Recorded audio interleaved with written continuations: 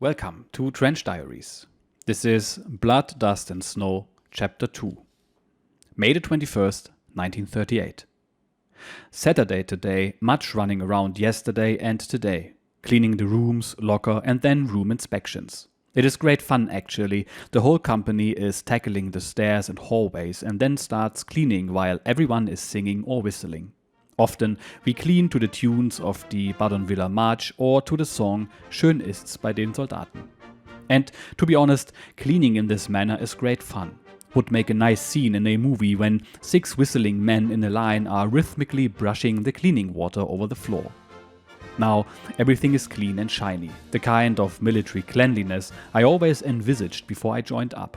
The chairs are brilliantly white as the flowers on the many apple trees which are growing around the barrack buildings. Not a single grain of dust remained. The floor is just as clean as the polished surface of our table. And the lockers, truly a dream. Gefreiter Rübsam has decorated his handkerchiefs and laundry with colorful silk bands. Fitzer copied him and did the same in his locker. Even Beihoff and Hörsting were working on their lockers, as if the lieutenant himself would do the inspection. We stood in front of our lockers for about 30 minutes before the Spieß and 5 Unteroffiziere came in. At that moment there were only 3 of us in the room. As I am the new guy in the staff company, the Spieß took extra time to inspect my locker and a lot depended on the outcome of this inspection. I was happy when the Spieß nodded at his Unteroffiziere and said, "Good." Then he took a look at my trousers, the tunics and coat, but again couldn't find anything to complain about. Then he inspected Hörsting's locker.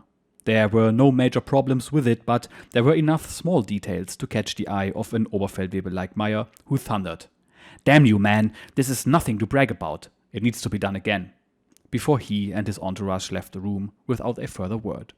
June 1st, 1938. I am on guard duty for the first time since joining up, block guard at the regimental staff. At least that gives me time to write. Tomorrow we are going on leave. I already have my ticket and I hope I am getting out of here early enough. Leave ends on the 8th and we have already received our subsistence allowance. That's always nice. However, at the staff of the 2nd Battalion we only get 5 Reichsmarks. However, now they want me to pay 15 Reichsmark for a pair of headphones which were stolen from me while I was serving with them in the Alte Waldlager. Either this or I have to organize a new pair from the regimental staff. 15 Reichsmark and upcoming leave, damn it. It seems I will have to organize a replacement. This morning we did a small forest run, 5 kilometers, which was a garrison competition. A cycle squadron of the 15th Reiter-Regiment has won the whole thing. Second place, 7th Company, Panzer-Regiment 11. I had to take part in the Staff 2 team. I was always in the leading group, even though I had promised myself not to put any effort into the whole thing. But after the start signal it somehow felt stupid to crawl forward at the rear, so I started to work my way towards the front. The route was quite a nice one, always shaded by trees, past the enormous fish ponds at Neuhaus, start and finish at the Schützenhaus, where there is dancing every Sunday. The maidservants' ball, which is, of course, of particular interest to us soldiers. And in the immediate vicinity, lots of forest with paths and benches. Loads of benches. Wöhlberg calls it most practical. But that aside, the Schützenhaus is really quite nice. And why should one spend every Sunday in the cinema when one can be out there in beautiful nature? In the previous days we did a lot of outdoor exercises. On Friday we were out all day and at the end, having worn the headphones for hours, I had the worst of headaches. I acted as the second wireless operator in Egon's Kfz 17. Egon had been in a terrible mood and we raced through the countryside like devils. The speedometer showed mostly 80, often between 95 and 100 km per hour. And that even though he had in the past ordered Hörsting and Michaelis not to drive faster than 55 km per hour after the signal squadron had wrecked their Kfz 15-1. Now there is not a single working radio vehicle in the regimental staff anymore. They all have been wrecked, so they have to do lots of work on foot, hauling 3 kilometers of heavy telephone cable down to Benhausen, then installing the line, running through their exercises before packing up and arriving back in barracks completely exhausted. One has to give it to them though, they have learned to march long distance, and we could see that during today's forest run. On Monday we were out of bed by 4 a.m. company exercises, cooperation between the light platoon and signals platoon and messenger platoon. That was quite interesting. I was in the Kfz 17 of the messenger platoon. The exercise area stretched all over the place, and our platoon was acting as armored enemy, and the signalmen had to engage in combat with their carbines and smoke bombs. With all the shooting, we really enjoyed the day. At the end, we all assembled at Löhr's farm near Dannhausen. I helped with the harvest on that very farm while I was at the Reich Labor Service in 1937. Herr Löhr and his wife were very happy when I greeted them, and Frau Löhr at once supplied me with one of her giant ham sandwiches, which I shared with Unteroffizier Reuter of the motorcycle squadron. The Löhrs also gave me a huge bunch of lilac to decorate our rooms with. The sandwich tasted heavenly, but then everyone in the camp knew of Frau Löhr and her cooking skills. As we drove through Driburg, I peered through the windows of the car to see whether I would spot some old acquaintances, but there was no one I knew around. Unteroffizier Pole promised us that we go back to Bad Driburg after Pentecost. I hope we do. Yes, tomorrow I am going on leave. More of the usual, I guess, a wave of worries and concerns which only a civilian has, and then, after a few days of boredom, one can't wait to get back into the army. One should really get a woman and get married. That way there would at least be someone who's truly happy when one comes home on leave. And at least then there would be someone to pass the time with easily. Otherwise, that all depends on luck and the amount of cash in one's pocket. I don't like the idea of running around with a whole bunch of girls on each arm like some of the comrades do, or like that tango boy Vigier. He, by the way, I met in front of the Wimut on Saturday night talking to Eisenhofen and Gläser. The whole lot of them, including Vorkröger and Arndts, had been inside and had not behaved very well. That had resulted in a threat by an Unteroffizier of the 15th Reiter Regiment who had told them to get lost immediately. Vigier was boiling with anger that it had come to this. This is one of his positive sides. He hardly drinks anything and so never loses control or misbehaves. To come back to the looming days of leave, I am wondering if I will be seeing my true love, the one who keeps doing my head in, or if I will somehow find another little lady to attach myself to. Maybe I will run into an old acquaintance, but I already know that this period of leave will pan out just like all the others did. A young soldier like me should be out having a fling with somebody at least. The comrades with whom I share the room already think I am an old buffer. Well, maybe I am just that, just like Chico in the American film Seventh Heaven. That, by the way, was a really good film, even though most of the guys in our room didn't understand it properly. Damnation, there are several bleeding cockchafer beetles and some fat moths which are distracting me from writing. Earlier on, I collected the cockchafers and placed them on Schwegemann's face. But even when 3 of the beasts crawled around on his mug, it did not wake him up. Schwegemann is on guard duty with me and is snoring on one of the beds here in the guard room, as is Tiggemann, who is occupying the second bed and is snoring so loud that the walls are shaking. I would ram one of those beetles down his throat, that would stop his snoring. Well, if he isn't of a similar disposition to Jürgen Rothair, the guy who eats cockchafers if you buy him a glass of beer. One has to have iron nerves to cope with all of this: cockchafers, moths, and snoring comrades. June 2nd, 1938. 3/4 of our training period are now over, and I am on the way to become just as stupid and stubborn as Petermann.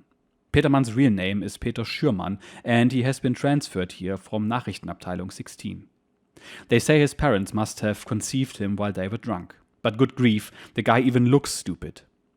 Sticky out ears, a huge snout under a narrow brow, little eyes like a pig, a hint of a hump on his back, and unnaturally long arms. And that imbecile is now serving as a radio operator and is driving everyone insane with his complete lack of orthography. Just one example, he spells the nice name of Bad Driburg as Batterienburg. I might not have been happy when my leave came to an end, but I surely wasn't very sad either. After the first exercise, it was as if I had never left. On Saturday, after Pentecost, I went to Bad Driburg in my black uniform. The thermal baths there are really nice. I will go there more often. On the following Sunday, the regiment formally marched into Paderborn. Quite a show that was. Seemingly the entire population was out on the streets to see our parade. I marched on foot. All the vehicles were crewed by officers and NCOs. Then in the evening, a regimental ball in the Schützenhaus. Many girls there too, but none were quite right for me. I sat with a group of former grammar school friends, Jupp Wellinghoff-Fritzburg and Lieutenant Adolf von Knoblauch of Reiter-Regiment 15. All the men were supposed to be back in the barracks by 3 a.m., but 162 men failed to do so and came much later. Nobody was punished. Service on Monday wasn't too bad. On Thursday I went to Bad Driburg again, where for the first time since I left the Reich Labor Service I met the two spring mermaids Paula and Lisbeth again. The spa guests made big eyes when they saw how cheerfully Lisbeth greeted me. In the evening I met the sisters Ellie and Thea Töne, with whom I used to go walking in Kreuzberg. I had intended to have lunch with the Abteilung, but I was too late for that and went into Café Burger instead. In the evening, after having spent my last pfennig, I ran into Ellie and Thea again, who were going dancing in Café Stute. They really wanted me to go with them, so in the end I did accept the invitation, and we had a nice chat with one another until 10 p.m. It was time for me to go back to Paderborn. Lisbeth accompanied me to the Stellberg, and then I raced back on my bicycle, which I had brought with me from leave. I also brought my blue bathrobe. Both will come in handy.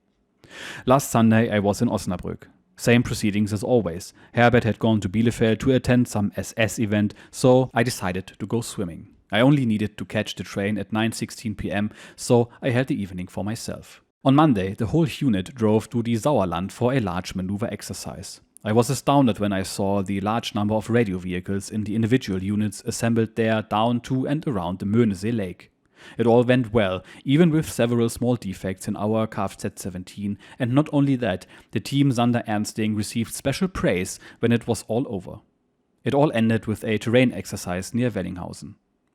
I'd been there before, staying in the local youth hostel during the 900-year anniversary of the town, and a certain young lady stayed there too, during her time in grammar school. She had met a young soldier there, and she spoke about him very often. Speaking of, maybe it's time to write a card to Ruth. In the Pollmannskrug it was too expensive and I could only afford 2 glasses of milk. In the evening we drove to the beautiful Möhnesee and then back through the Sauerland to Paderborn, where we arrived at 9 p.m. And how nice when we saw the service schedule for the following day.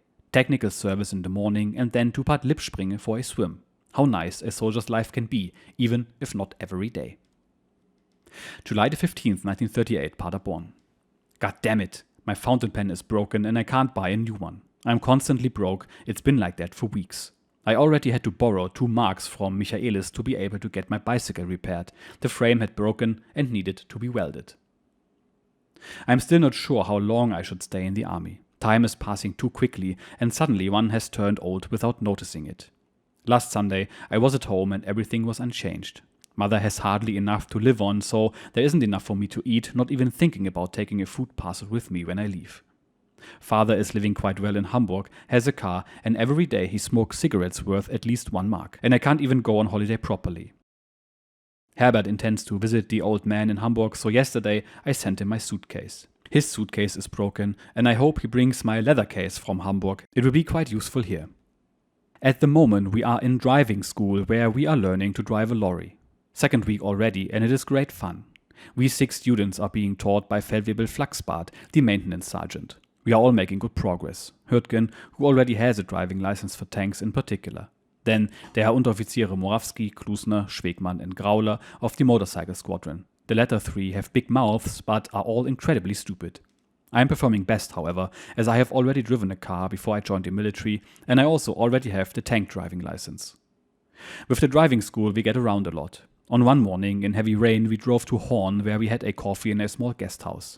In the nice hotel next to it, there was a pretty blonde girl standing in a window, and she joked around with us a little.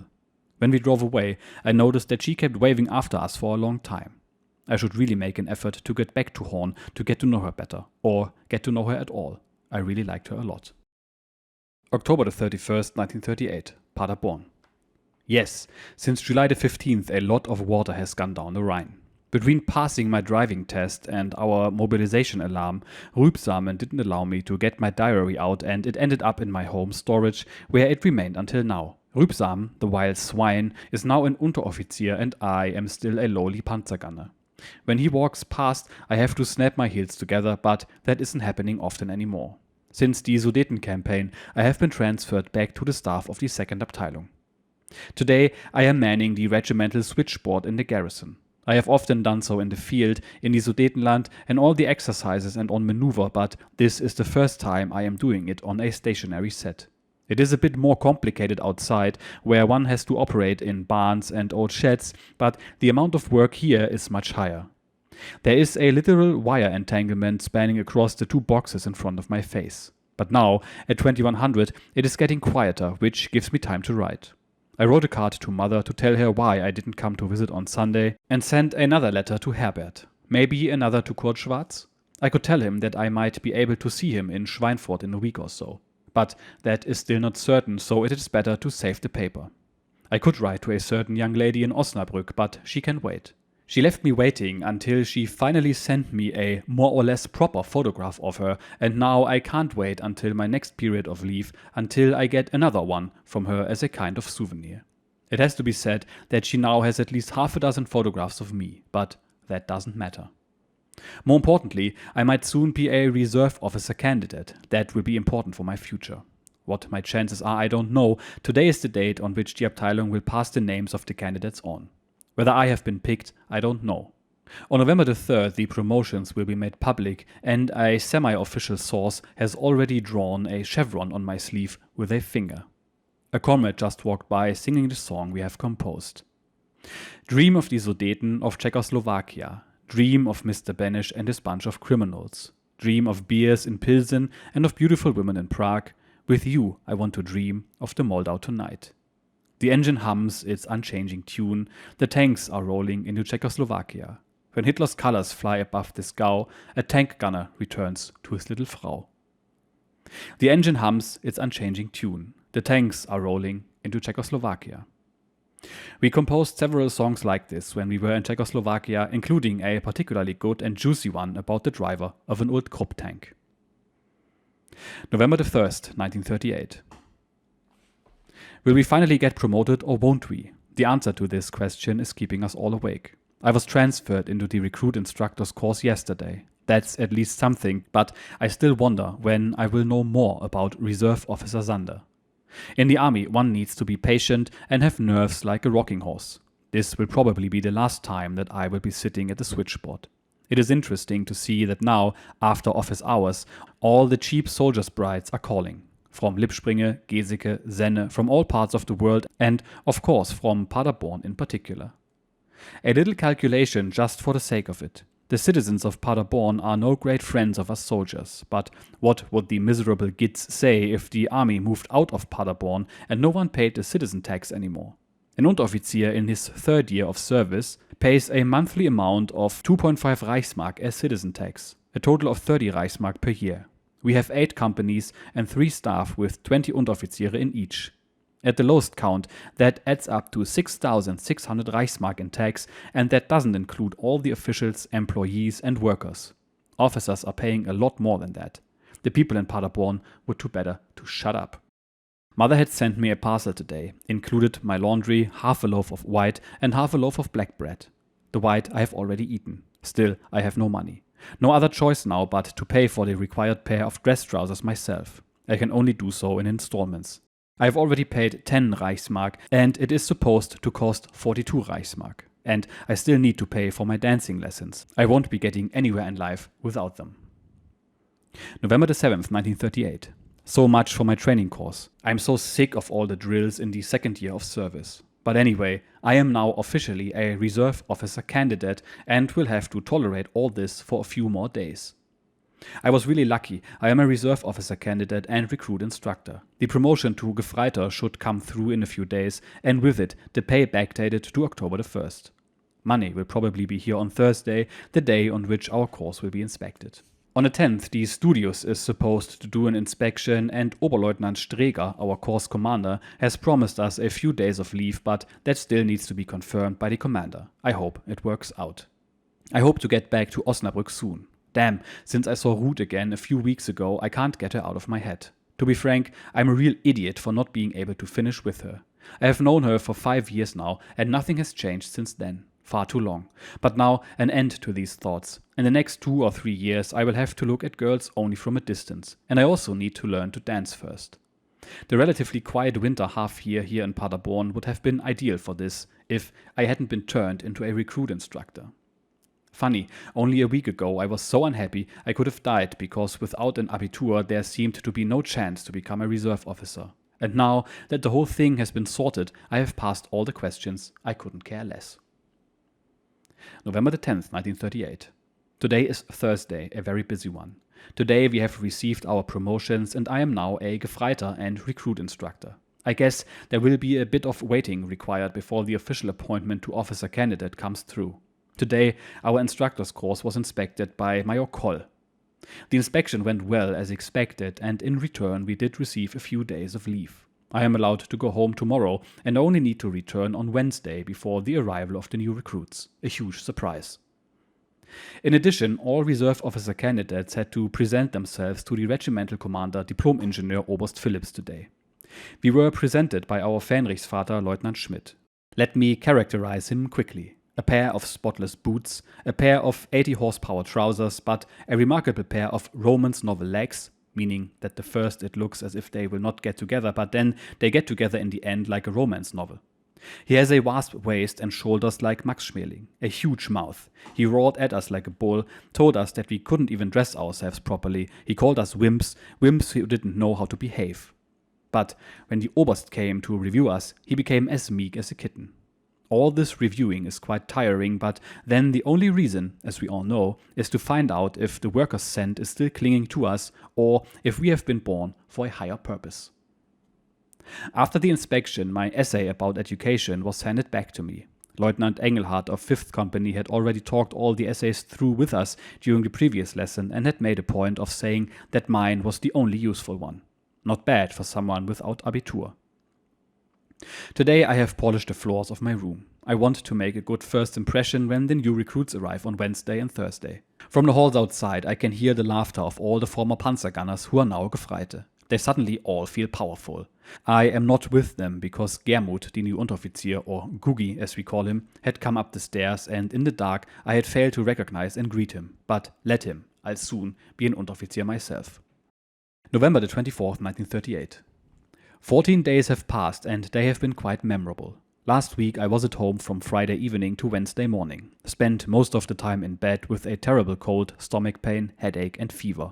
That wasn't nice, but there wasn't anything for me to do anyway. I have to learn how to dance, otherwise I really don't know what to do with my spare time instead of going to the cinema, and most films I have already seen in Paderborn. My recruits arrived on Thursday evening. 4 young flowers, 2 men from Cologne on the Rhine, 1 from Wuppertal and 1 man from Halle in Westphalia.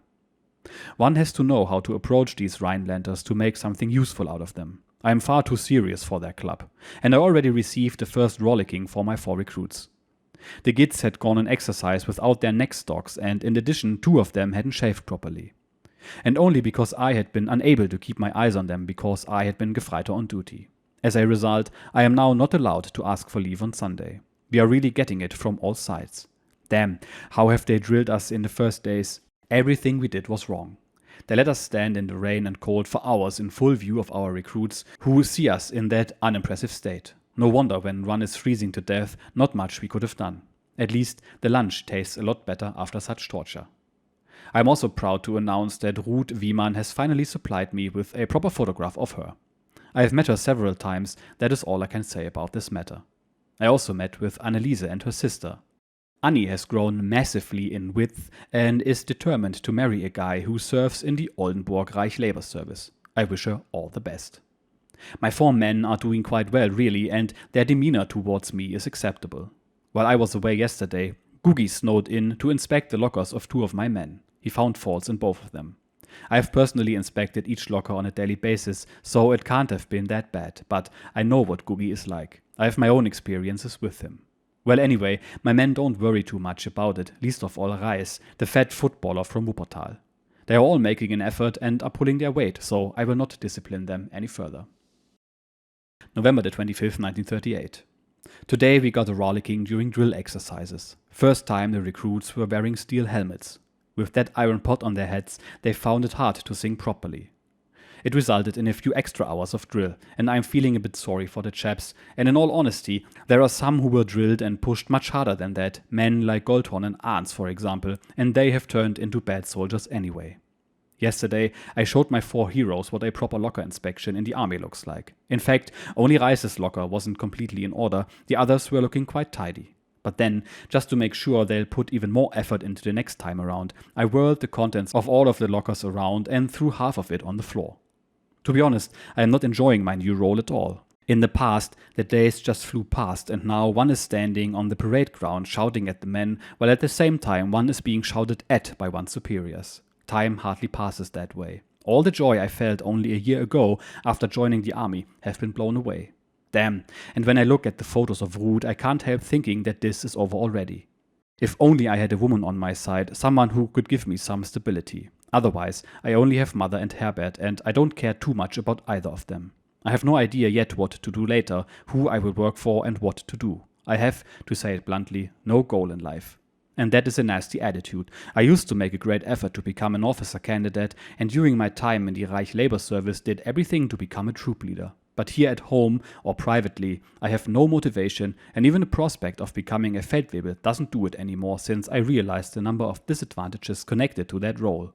Later, I am supposed to take over my father's shop, but I can't be bothered about that. Yes, what am I to do? At the moment, I am clinging to the thought that my recruits will soon be ready to be left to their own devices without constant supervision. That will allow me to go into town whenever I want, and besides, how difficult could it be to find a fairly attractive girlfriend? But on the other hand, I have no real interest in that either. I can't explain it. Change of subject. A few weeks ago, I ordered a pair of dress trousers from a tailor, but damn, when I collected them recently, they didn't fit properly. Lots of creases around the zip at the front and not fitting properly at the side of the legs. God, I am very angry. I used my meager pay to buy these trousers and then they don't fit. The fabric is rubbish as well, a lesson for the future. Not the first time I have experienced what it means if one has clothing made by a cheap tailor.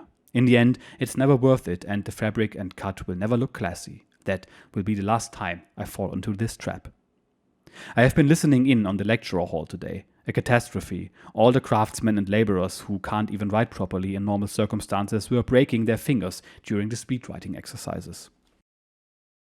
December the 8th, 1938. St. Nicholas is over and I have received neither a parcel nor a letter from Mother. Well, never mind. On Tuesday, I went to the Marksmen's Clubhouse to attend an event organized by the SS. The local theater group performed a play with the title The Last Farmer, and it was well received by everyone. The traveling engineer then drove me back to the barracks after 2300. An impeccable man. Damn, I am tired and my handwriting is looking abysmal. I am off to bed. December the 9th, 1938. Tomorrow is payday. I am getting my 7.5 Reichsmark plus 8.8 Reichsmark subsistence allowance. I will invest that in a new briefcase. While I am training the recruits, my skiing holiday won't be happening anyway, so better to invest into something practical. I hardly get by with my pay, mainly because I am always hungry like a starving bear. The small portions one gets here just don't do it. Today I received mail from Mother. She's still in Hamburg. She tells me that we'll now be moving to Hamburg in July. She's enthralled by the big city. As far as I am concerned, they could move earlier. I can hardly go anywhere anyway during my leave. The mornings consist of a 1-hour lesson followed by 2.5 hours of exercise. Then there is lunch from 11 to 13:35, followed by more exercise between 1400 and 1600. Alternatively, there is shooting practice. Then 1 hour of Morse tapping and 1 hour of rifle cleaning. Then coffee and dinner in one sitting, followed by cleaning and tidying from 1900 to 2300. Every day the same.